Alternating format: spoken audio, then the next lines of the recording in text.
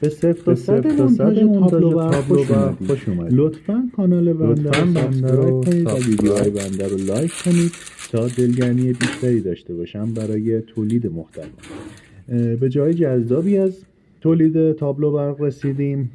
همونجور که میبینید میخوایم کلید 01 63 آمپر کاوه، برند کاوه رو روی درب تابلو برق نصب کنیم و همونجور که میبینید اهرم قفلدار داره.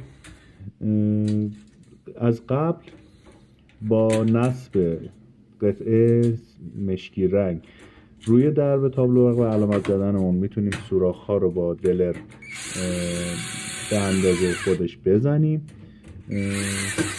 کلید رو پشت درب میذاریم، پیچ ها رو به همون شکلی که هست روی خودش نصب میکنیم و میرسیم به مرحله بعدی که گذاشتن قطعه زرد رنگ برای کلید و با پیچ های کوچیکی که داره اونا رو هم نصب میکنیم. همینجوری ملاحظه میکنیم.